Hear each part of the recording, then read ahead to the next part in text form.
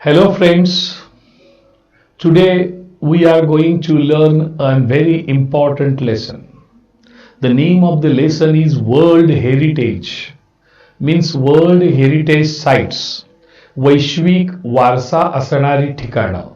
World heritage असं धड्याचं नाव आहे, परंतु वर्ल्ड हेरिटेज साइट्स असं नाव घेणं फार संयुक्तिक ठरेल.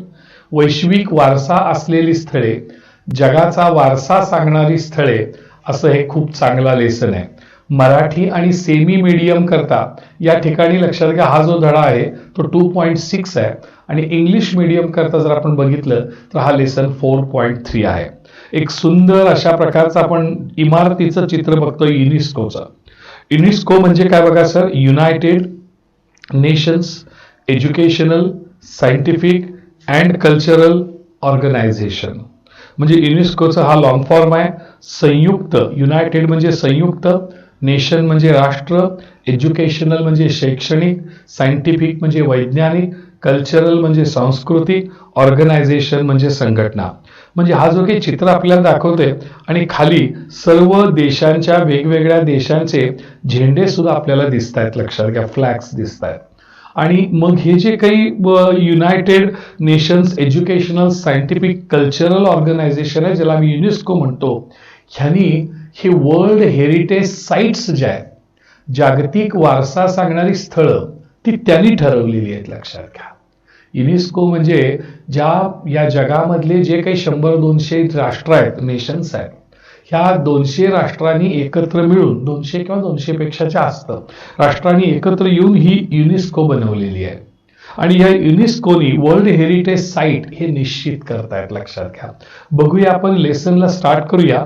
अ वर्ल्ड हेरिटेज साइट, जगाचा वारसा असलेली जी स्थळं आहेत, इज अ साइट, ती अशी स्थळं असतात determined by the United Nations of Educational Scientific and Cultural Organisations. ही जागतिक वारसा सांगणारी स्थळं कोण ठरवतं, कोण निश्चित करतं, तर युनेस्को निश्चित करतं. म्हणजे जी ह्या 100-200 राष्ट्रांची एकत्रित असणारी जी संघटना आहे, ती ठरवते की बाबा ही इमारत किंवा हे निसर्गरम्य स्थळ हे जे आहे हे जागतिक वारसा सांगणारं स्थळ आहे आणि ते आपण टिकवून ठेवलं पाहिजे. To have significant cultural or natural importance to humanity. आणि हे जे काही वर्ल्ड हेरिटेज साइट आहे, जागतिक वारसा सांगणारं स्थळ आहे, ह्याला सांस्कृतिक आणि नैसर्गिक महत्व आहे. To have significant cultural or natural importance, त्याला एक लक्षात घ्या, सांस्कृतिक आणि नैसर्गिक अशा प्रकारचं महत्व त्याला प्राप्त झालेलं आहे मानवतेच्या दृष्टिकोनातून, टू ह्युमॅनिटी. म्हणजे world heritage site to have a significant cultural or natural importance to humanity.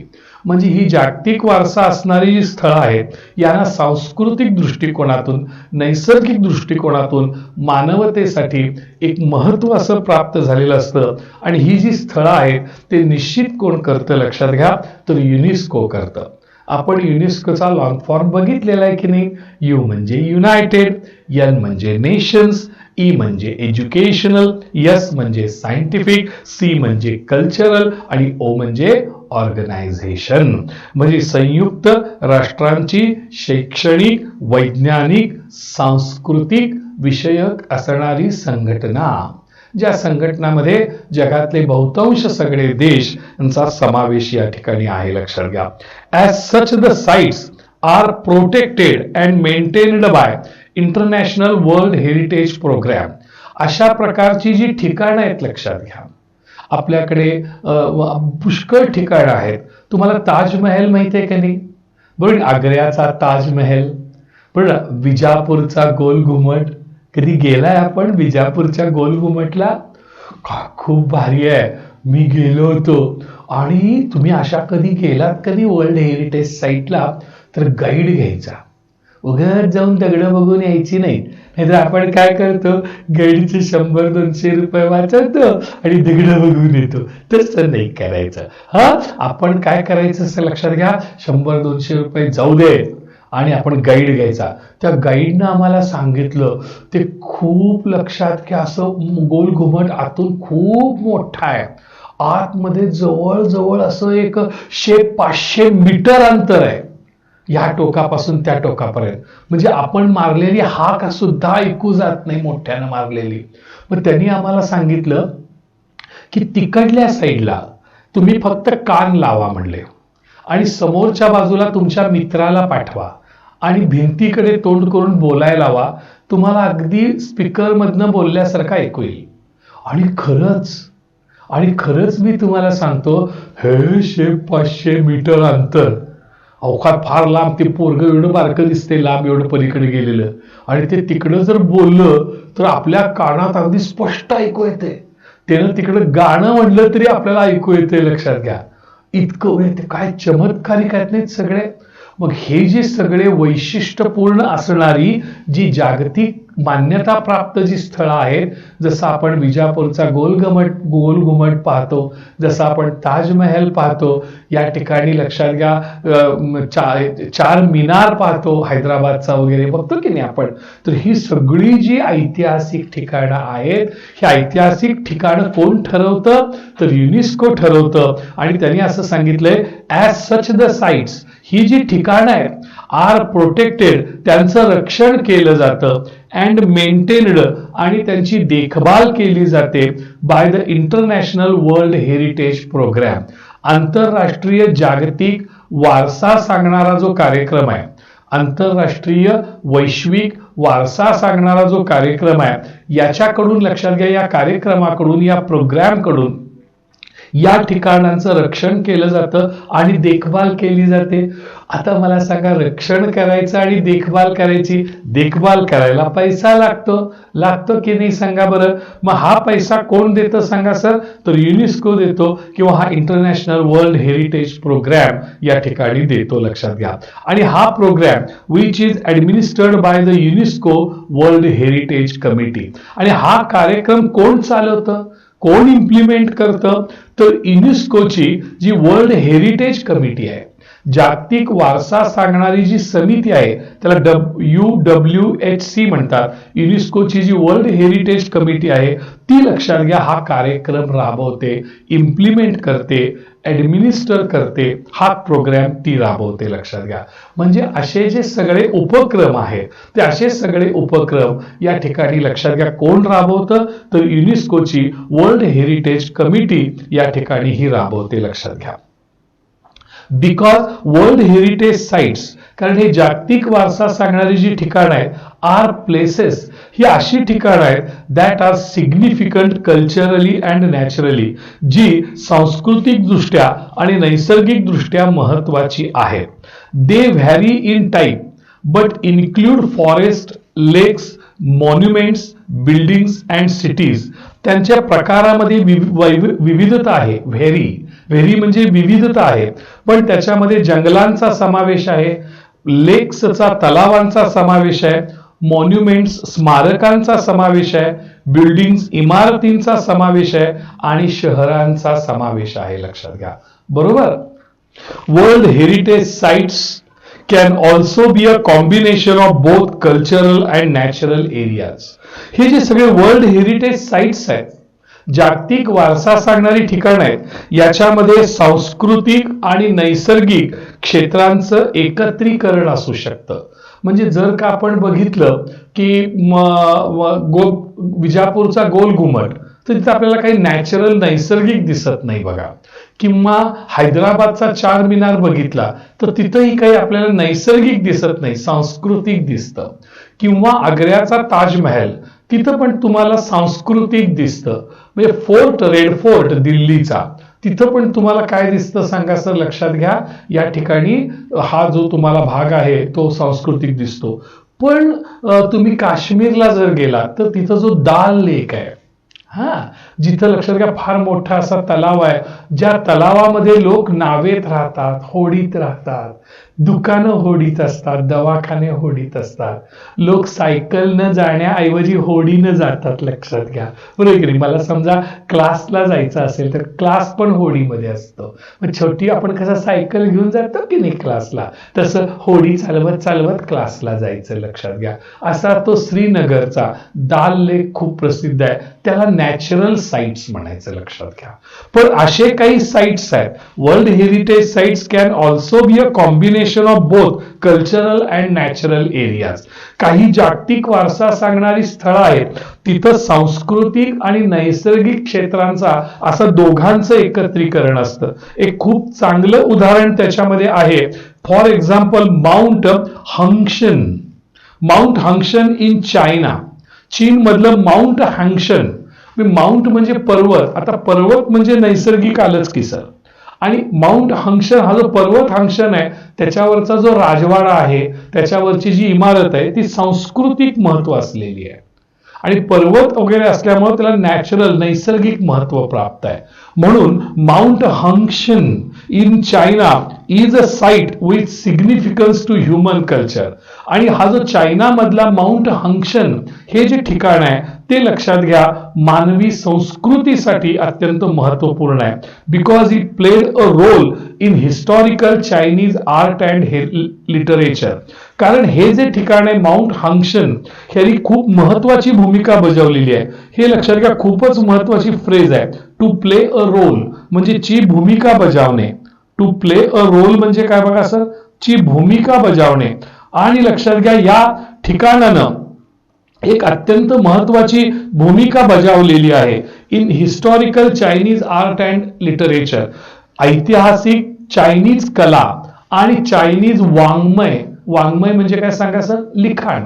बरोबर सर, वाङ्मय पुस्तकं म्हणजे चायनीज पुस्तकं आणि चायनीज कला, अशा ऐतिहासिक चायनीज कला आणि पुस्तकं याच्यामध्ये खूप महत्वाची भूमिका या माउंट हंगशननं बजावलेली आहे. आणि म्हणून त्याला सांस्कृतिक महत्व प्राप्त झालेलं आहे. आता नैसर्गिक महत्व काय आहे, तर the mountain is also significant. हा पर्वत देखील खूप महत्वाचा आहे. माउंटेन म्हणजे पर्वत, सिग्निफिकंट म्हणजे महत्वाचा, because of its physical landscape characteristics. कारण तिथं अत्यंत भौगोलिक असा रमणीय भूप्रदेश आहे. लँडस्केप म्हणजे रमणीय भूप्रदेश, रमणीय म्हणजे सुंदर, ब्युटिफुल अशा प्रकारचा लँडस्केप आहे. तिथं जी सिनरी आहे ती खूप सुंदर आहे. There is a beautiful scenery on that mountain, लक्षात घ्या.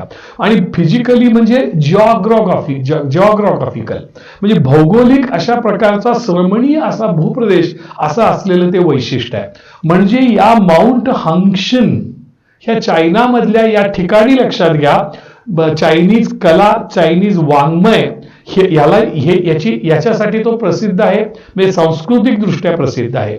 तसंच हा जो पर्वत आहे, हिथं जो रमणीय भूप्रदेश आहे, म्हणजे फिजिकल लँडस्केप जो आहे, भौगोलिक रमणीय भूप्रदेश आहे, म्हणजे जो ब्युटिफुल अशा प्रकार जो लँडस्केप सिनरी आहे, त्याच्यामुळे देखील त्याला नॅचरल महत्व, नैसर्गिक महत्व प्राप्त झालेलं आहे. म्हणजे अशी काही ठिकाणं आहेत, काही ठिकाणं कल्चरल आहेत, सांस्कृतिक महत्व असलेली, काही ठिकाणी नैसर्गिक आहेत, नॅचरल महत्व असलेले, आणि काही ठिकाणाला या ठिकाणी कल्चरल आणि नॅचरल म्हणजे सांस्कृतिक आणि नैसर्गिक असं दोन्ही महत्व प्राप्त झालेलं आहे. आणि अशी ठिकाणं थोडी कमी आहेत पण आहेत. आणि असं चायना मधलं माउंट हंगशन हे या ठिकाणी आहे, लक्षात घ्या. आपण बघतो history of the world heritage sites, ही जागतिक वारसा सांगणारी ठिकाणाचा इतिहास काय आहे, कसं ठरलं, का लोकांना वाटलं, का हे जे काही युनेस्को आहे, 100-200 राष्ट्रांची ही जी काही संघटना आहे, देशांची संघटना आहे, संयुक्त राष्ट्रांची संघटना, तिला का वाटलं की जागतिक वारसा सांगणारी ही जुनी पुराणी इमारती आहेत, त्यांचं रक्षण केलं पाहिजे, त्यांच्या दुरुस्तीसाठी, त्यांच्या देखभालीसाठी जागतिक स्तरावरून निधी दिला पाहिजे, असं त्यांना का वाटलं, काय त्याच्या मागचा इतिहास आहे तो आपण पाहणार आहोत. Although the idea of protecting cultural and natural heritage sites around the world begin in the early 20th, 20व्या शतकाच्या सुरुवातीला, 20व्या शतकाच्या सुरुवातीला म्हणजे काय, 20वं शतक म्हणजे काय सांगा सर, 20th सेंचुरी म्हणजे काय, तर 1901 to 2000, 1901 ते 2000 हा जो 100 वर्षाचा कालावधी आहे त्याला 20वं शतक म्हणतात. आणि या 20व्या शतकाच्या सुरुवातीला संपूर्ण जगभर, अराउंड द वर्ल्ड, संपूर्ण जगभर असलेले जे cultural and natural heritage sites आहेत त्यांचं रक्षण करण्याची कल्पना पहिल्यांदा आली. केव्हा आली? सर्वसाधारण 1901 ते 1910 या काळामध्ये आली.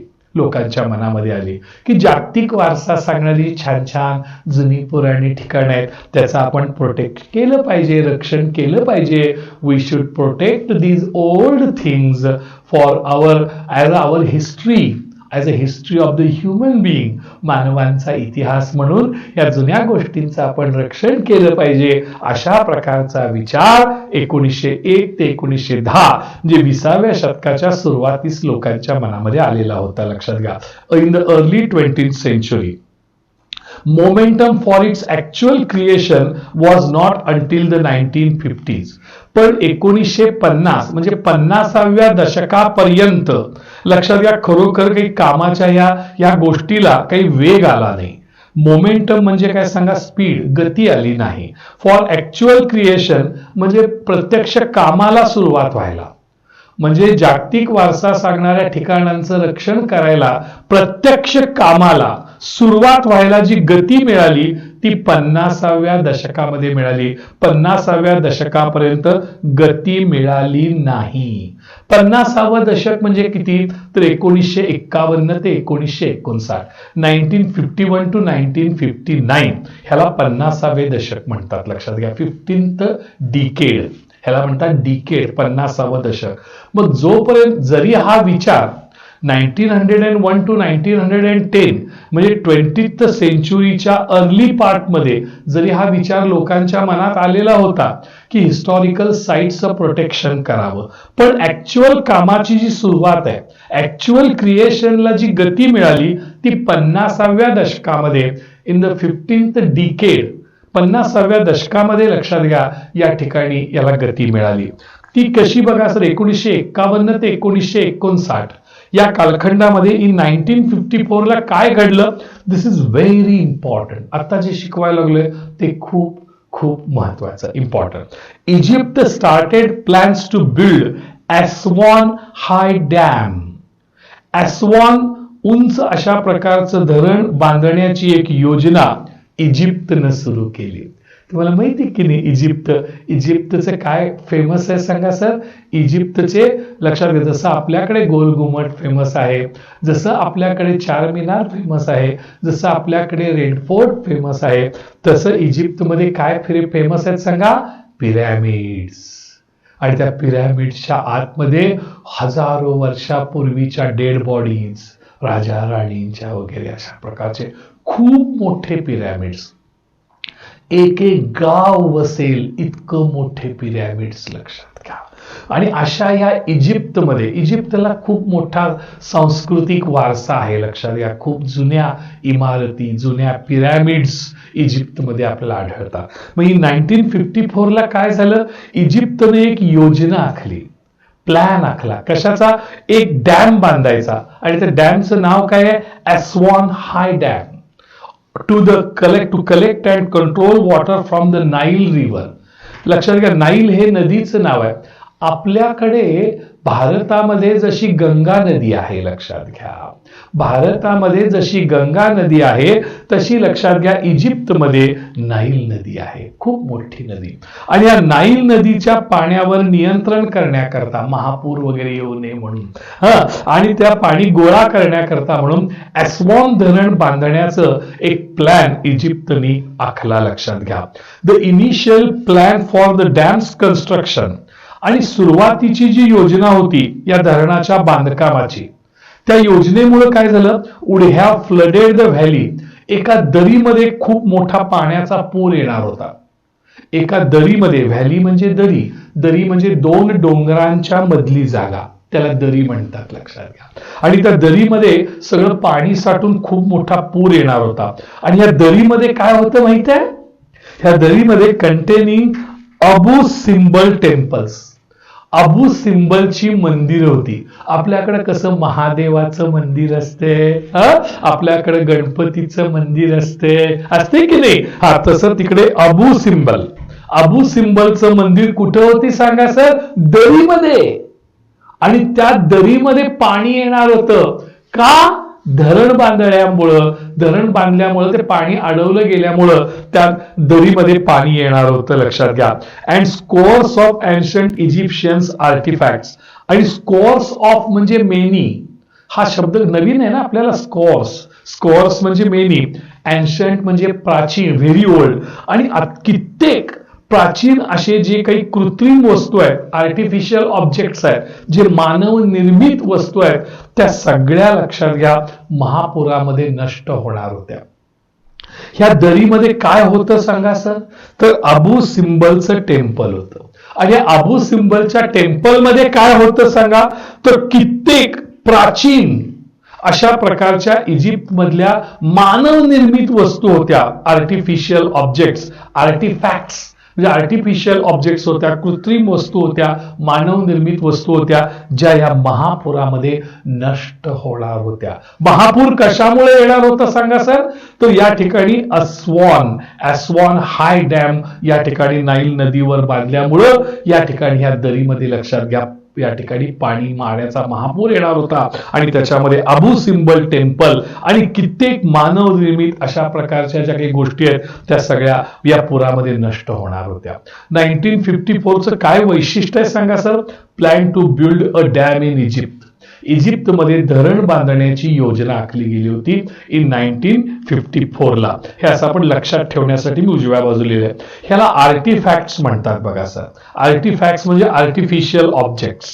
आर्टिफिशियल हे ऑब्जेक्ट्स आहेत बघा सर, म्हणजे मानव निर्मित अशा प्रकारच्या या ठिकाणी काही वस्तू वगैरे आहेत हे दाखवण्याकरता म्हणून मी आपल्याला केलं. आता या ठिकाणी artificial artefacts to protect the temple and artefacts, या मंदिराचं रक्षण करण्यासाठी.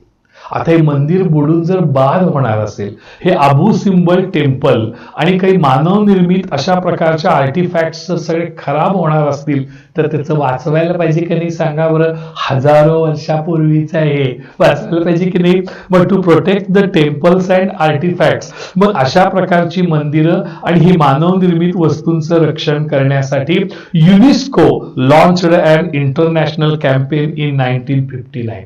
युनेस्को जे आहे, जी 100-200 राष्ट्रांची संघटना आहे, या संघटनेनं एक आंतरराष्ट्रीय मोहीम सुरू केली. लॉन्चड म्हणजे स्टार्टेड म्हणजे began. UNESCO began an international program. Campaign म्हणजे प्रोग्राम. युनेस्कोने एक आंतरराष्ट्रीय कार्यक्रम सुरू केला in 1959 and that called for, आणि तो कशा करता होता? The dismantling and movement of the temples to higher ground. ही जी सगळी मंदिरं आहेत, अबू सिम्बल टेम्पल किंवा हे जे मानव निर्मित काही मूर्त्या आहेत त्या सगळ्या पाडायच्या. डिसमॅन्टलिंग म्हणजे पुलिंग डाऊन, हे सगळं पाडायचं. And movement to the temple to higher ground, आणि ही सगळी मंदिरं आणि या सगळ्या वस्तू हलवायच्या. टू म्हणजे हलवणे, कुठं? टू हायर ग्राउंड, उंचावरील ठिकाणी. कारण खाली जर दरीत राहिल्या तर पाण्यामुळे बाद होणार की नाही? पाणी येणार की नाही? तिथे धरण बांधल्यामुळं पाणी येणार. पाणी आलं की सगळं खराब होणार, आणि खराब होऊ नये म्हणून युनेस्कोनं काय केलं? एक कॅम्पेन आखली, एक मोहीम आखली. या 100-200 राष्ट्रांची संघटना आहे. ती म्हणाली की हे खूप जुनं, इजिप्त म्हणजे जुनं पुराणं, हजारो वर्षापूर्वीचं हे सगळ्या गोष्टी आहेत, हे मंदिर वगैरे आहे, हे मानवासाठी एक आदर्श आहे, आमच्या मानवानी पूर्वी बनवलेलं आहे. मग याचं रक्षण करण्यासाठी म्हणून त्यांनी काय ठरवलं की हे सगळं मंदिर पाडूया. त्यातल्या ज्या काही मूर्त्या आहेत, त्यातले जे काही नक्षीकाम केलेले खांब आहेत ते सगळे उचलायचे आणि ते हलवायचे. आणि कुठं न्यायचे सांगा? हायर ग्राउंडला न्यायचे. The project cost and estimated American $80 million.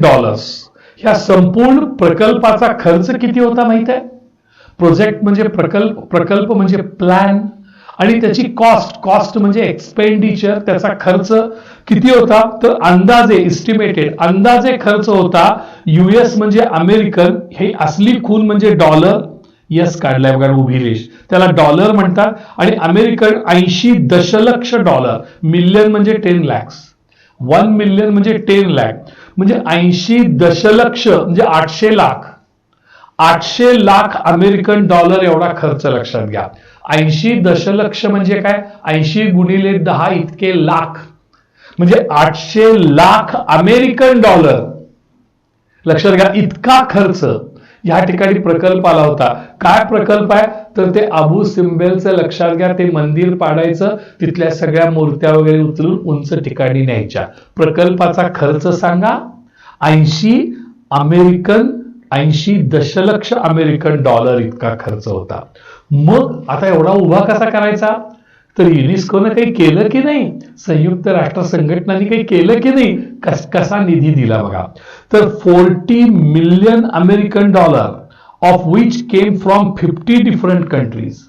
50 जे वेगवेगळे देश होते युनेस्कोच्या अंतर्गत 50 जे वेगवेगळे देश होते, त्या सगळ्या वेगवेगळ्या देशांनी मिळून 40 दशलक्ष अमेरिकन डॉलरची मदत दिली इजिप्तला. बाबा, ते जे काही दरीमध्ये खाली अडकले मंदिर, ते पाड, त्या सगळ्या मूर्त्या उचल आणि धिवर. आणि त्याला किती खर्च येणार आहे बाबा, 80 दशलक्ष अमेरिकन डॉलर. त्यातले 40 दशलक्ष आम्ही देतो, 50 देश म्हणाले, युनेस्को म्हणालं. आणि त्यांनी निम्मा खर्च दिला आणि निम्मा खर्च इजिप्तनं उभा करायचा होता, लक्षात घ्या. म्हणजे अशा प्रकारे सुरुवात झाली की जगामधले काही, लक्षात घ्या, मानवासाठी, मानवाचा इतिहास सांगणाऱ्या ज्या काही ठिकाणं आहेत त्यांचं रक्षण करण्याची गरज आहे, अशा प्रकारचा विचार ह्या इजिप्तच्या अबू सिम्बेल टेम्पलमुळे या ठिकाणी आला, लक्षात घ्या. Because of the project success, ह्या, लक्षात घ्या, प्रकल्पाच्या यशामुळं UNESCO and the International Council on Monuments and Sites initiated a draft convention.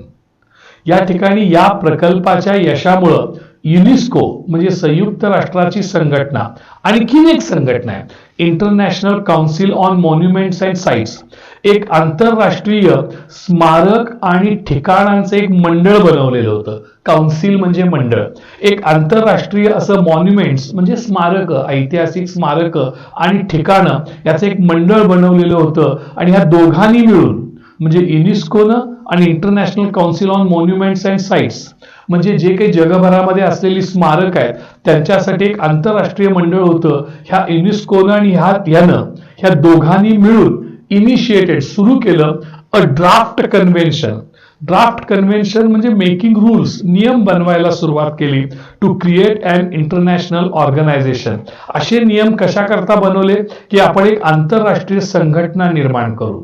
कशा करता, responsible for protecting cultural heritage, की ज्याच्यामुळे आपण सांस्कृतिक वारशाचं रक्षण करायला जबाबदार असेल, अशा प्रकारची एक आंतरराष्ट्रीय संघटना निर्माण करण्यासाठी नियमावली बनवण्याचं काम कुणी केलं सांगा सर, युनेस्कोनं आणि international Council on Monuments and sites या संघटनेनं. इंटरनॅशनल मधलं आय घ्या, काउन्सिल मधलं सी घ्या, मॉन्युमेंट्स मधलं एम घ्या, साइट्स मधलं एस घ्या. मग याला शॉर्ट फॉर्म काय म्हणूया बघा सर, ICMS, जे युनेस्को आणि ICMS. युनेस्को ही एक संघटना आहे आणि ICMS ही दुसरी संघटना आहे. आणि ह्या दोन संघटनांनी मिळून नियमावली बनवायचं ठरवलं, ड्राफ्ट कन्व्हेन्शन. जे नियमावली बनवायचं ठरवलं, मेकिंग रूल्स, कशा करता की एक इंटरनॅशनल ऑर्गनायझेशन निर्माण व्हावी, एक आंतरराष्ट्रीय संघटना निर्माण करायची की जी ही कल्चरल हेरिटेज, सांस्कृतिक वारशाचं रक्षण करण्याकरता जबाबदार असेल, लक्षात घ्या सर. तर हे असं त्यांनी ठरवलं. तर आपण या ठिकाणी बघितलं, लक्षात घ्या, आतापर्यंत काय काय झालं, इथं आपण बाजू लिहिलंय. इन 1959 काय झालं, UNESCO started to pull down temples. युनेस्कोनं, लक्षात घ्या, मंदिर पाडायला सुरुवात केली and to move to the higher place, आणि उंच ठिकाणी घेऊन जाण्याकरता गिव्हिंग 40 मिलियन अमेरिकन डॉलर्स, तरी 40 दशलक्ष अमेरिकन डॉलर्स दिले, कलेक्टेड फ्रॉम 50 कंट्रीज, जे 50 देशांच्याकडून या ठिकाणी, लक्षात घ्या, गोळा केले गेलेले होते. आता 1965 ला काय झालं, लक्षात घ्या, तर या ठिकाणी इथे मी लिहिलंय, world heritage trust is founded in white house. White house तुम्हाला माहित आहे, अमेरिकेच्या राष्ट्रपतींचं ठिकाण आहे, बरोबर. म्हणजे अमेरिकेचं या ठिकाणी पुढाकार मोठा दिसतोय. म्हणजे शॉर्टली देअर आफ्टर, लगेचच त्यानंतर, इन 1965, 1965 ला, a White House conference in United States, अमेरिकेमधली जी व्हाईट हाऊस कॉन्फरन्स आहे, जी व्हाईट हाऊसमध्ये झालेली जी परिषद आहे, म्हणजे जी मीटिंग आहे, ती मीटिंगमध्ये युनायटेड स्टेट्समध्ये अमेरिकेमध्ये व्हाईट हाऊस आहे, राष्ट्रपतींचं राहण्याचं ठिकाण आहे की नाही, लक्षात घ्या. तर अमेरिकेमधलं जे व्हाईट हाऊस आहे, त्या व्हाईट हाऊसमध्ये एक परिषद झाली, एक कॉन्फरन्स झाली, लक्षात घ्या, एक मीटिंग झाली कॉल्ड वर्ल्ड हेरिटेज ट्रस्ट. आणि तिथं लक्षात घ्या, जागतिक वारसा सांगणारा विश्वस्त अशी वर्ल्ड हेरिटेज ट्रस्ट नावाची एक संघटना स्थापन केली गेली. मगाशी काय केलं तर सांगा सर, नियमावली तयार केली बरं का. अशा प्रकारची इंटरनॅशनल ऑर्गनायझेशन तयार करायची आहे. कशा करता इंटरनॅशनल ऑर्गनायझेशन तयार करायची, की कल्चरल हेरिटेजचं रक्षण करण्यासाठी. आणि इंटरनॅशनल ऑर्गनायझेशन तयार करण्यासाठीचे नियम बनवले. कुणी नियम बनवले? दोन संघटनांनी, एक युनेस्को आणि एक ICMS, international Council on Monuments and sites. त्या दोन संघटनांनी नियम बनवले. आणि हे या नियमाप्रमाणे वर्ल्ड हेरिटेज ट्रस्ट नावाची लक्षात घ्या एक असोसिएशन, एक संघटना या ठिकाणी लक्षात घ्या निर्माण केली गेली. आणि ती संघटना कुठं निर्माण झाली? व्हाईट हाऊसमध्ये, अमेरिकेच्या व्हाईट हाऊसमध्ये लक्षात घ्या ही संघटना निर्माण झाली. ह्या संघटनेचं काय वैशिष्ट्य होतं? कशा करता ही संघटना निर्माण झाली? To protect historic and cultural sites, ऐतिहासिक आणि सांस्कृतिक ठिकाणांचं रक्षण करण्यासाठी. But to also protect the world significant natural and scenic sites. पण त्याचबरोबर जगातील महत्वपूर्ण, सिग्निफिकंट म्हणजे इम्पॉर्टंट, जगातली महत्वपूर्ण नैसर्गिक आणि निसर्गरम्य ठिकाणांचं पण रक्षण करायचं असंही त्यात ठरलं गेलं. म्हणजे जी एक आंतरराष्ट्रीय संघटना निर्माण केली गेली, त्या आंतरराष्ट्रीय संघटनेचं नाव आहे वर्ल्ड हेरिटेज ट्रस्ट. ही वर्ल्ड हेरिटेज ट्रस्ट ही जी ऑर्गनायझेशन आहे, ही जी असोसिएशन आहे, ती अमेरिकेतल्या व्हाईट हाऊसमध्ये स्थापन झाली, बरोबर. आणि त्याचा उद्देश काय होता? तर जगामधले जे नॅचरल साइट्स आहेत, नैसर्गिक साइट्स आहेत लक्षात घ्या, किंवा कल्चरल साइट्स आहेत, यांचं रक्षण करणे. आणि ह्या उद्देशाकरता लक्षात घ्या या ठिकाणी वर्ल्ड हेरिटेज ट्रस्ट या ठिकाणी स्थापन करण्यात आला 1965 ला. फायनली इन 1968, 1968 ला काय झालं? IUCN developed same goals. ICUN नावाची एक संघटना आहे, त्यांनी अशाच प्रकारची उद्दिष्ट विकसित केली. पुन्हा एकदा मी फायनली म्हणजे इनिशियली म्हणजे सुरुवातीस, फायनली म्हणजे अखेरीस, शेवटी opposite words, initially finally. Finally in 1968, 1968 साली the international union for conservation of nature, international I, union U, conservation C, nature N, IUCN नावाची जी संघटना होती ती कशा करता होती? निसर्गाचं रक्षण करणारी एक आंतरराष्ट्रीय संघ होता. निसर्गाचं रक्षण करणारा एक आंतरराष्ट्रीय संघ होता. कॉन्झर्वेशन म्हणजे रक्षण, युनियन म्हणजे संघ, निसर्गाचं रक्षण करण्यासाठी असलेला आंतरराष्ट्रीय जो संघ होता, या संघानं विकसित केले तशाच प्रकारची उद्दिष्ट, की बाबा जगामध्ये जे काही निसर्गरम्य ठिकाण आहेत त्यांचं रक्षण केलं जावं.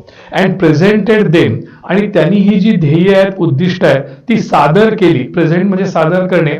At the United nations conference, संयुक्त राष्ट्राच्या परिषदेमध्ये ही आपली ध्येय त्यांनी सादर केली. On human environment in Stockholm, Sweden in 1972. 1972 साली स्वीडन हे जे देश आहे, राष्ट्र आहे, त्याच्यामध्ये स्टॉकहोम नावाचं जे शहर आहे, त्या शहरामध्ये जी ह्युमन एन्व्हायरमेंट वर जी कॉन्फरन्स झाली, United nations conference on human environment, मानवी पर्यावरण या विषयावर जी संयुक्त राष्ट्राची परिषद स्वीडनमध्ये स्टॉकहोम या शहरामध्ये झाली, तिथं निसर्गाचं रक्षण करणाऱ्या या संघानं आपली उद्दिष्ट सादर केली. Following the presentation of these goals, या उद्दिष्टांचं सादरीकरण केल्यानंतर, फॉलोइंग म्हणजे त्यानंतर, या उद्दिष्टांचं सादरीकरण केल्यानंतर the convention concerning the protection of world cultural and natural heritage was adopted by UNESCO general conference on November 16, 1972. 16 November 1972 ला युनेस्कोच्या, संयुक्त राष्ट्रसंघाच्या सर्वसाधारण परिषदेमध्ये म्हणजे सर्वसाधारण परिषदेमध्ये म्हणजे काय सांगा, तर ज्या या संयुक्त राष्ट्र संघटनाचे जे 100-200 देश आहेत त्या सगळ्यांचे प्रतिनिधी येतात आणि त्यांची जनरल कॉन्फरन्स होते, सर्वसाधारण परिषद होते. आणि ही परिषद झाली कुठे? स्वीडनमध्ये, स्टॉकहोम या शहरामध्ये. केव्हा झाली? 16 नोव्हेंबर 1972 झाली. आणि ह्या सर्वसाधारण युनेस्कोच्या सर्वसाधारण मीटिंग मध्ये या ठिकाणी काय स्वीकारलं गेलं? अडॉप्टेड. काय स्वीकारलं गेलं सांगा सर? तर हे जे करार एक स्वीकारला गेला, कन्व्हेन्शन. कन्व्हेन्शन म्हणजे अग्रीमेंट. एक करार स्वीकारला गेला. कशाचा करार? तर protection of world cultural and natural heritage. जागतिक सांस्कृतिक आणि नैसर्गिक वारसा सांगणाऱ्या ठिकाणांचं रक्षण करण्याचा एक करार, एक रक्षण करण्याचा एक करार या ठिकाणी लक्षात घ्या युनेस्कोच्या जनरल बॉडीमध्ये, जनरल कॉन्फरन्समध्ये मंजूर करण्यात आला. लक्षात घ्या. आणि हे घडलं स्वीडनमध्ये. आपण जर बघितलं तर अमेरिकेमधल्या व्हाईट हाऊसमध्ये वर्ल्ड हेरिटेज ट्रस्टची स्थापना झाली. आणि लक्षात घ्या त्यानंतर त्याच्यामध्ये सांस्कृतिक आणि नैसर्गिक ठिकाणांचं रक्षण करायचं ठरलंच. पण त्यासारखीच एक आणखीन एक घटना त्या दरम्यानच्या काळात 1972 साली स्वीडनमध्ये घडली. आणि स्वीडन मधल्या स्टॉकहोम या शहरामध्ये एक युनेस्कोचीच एक जनरल परिषद झाली, जनरल बॉडी झाली. आणि तिथं एक करार झाला सगळ्या देशांच्या मध्ये, 100-200 देशांच्या मध्ये करार झाला. काय करार झाला? अग्रीमेंट झालं. It's very important. Convention means agreement. ह्या 100-200 राष्ट्रांच्या मध्ये युनेस्कोचे जे सगळे मेंबर्स आहेत त्यांच्यामध्ये करार झाला की protection of world cultural and natural heritage, जगात जागतिक सांस्कृतिक आणि नैसर्गिक वारसा सांगणाऱ्या ठिकाणांचं रक्षण केलं गेलं पाहिजे आणि त्यासाठी निधी गोळा केला पाहिजे. अशा प्रकारचा करार तिथं संमत झाला. लक्षात घ्या. आणि आता मग इथून एक नवीन अशा प्रकारचा या ठिकाणी इतिहासाला सुरुवात झाली की वर्ल्ड हेरिटेज जे साईट्स आहेत त्यांचं रक्षण करण्याची गरज आहे. मग पुढे ती कमिटी कशी स्थापन झाली वगैरे आता आपण इथे पुढे पाहणार.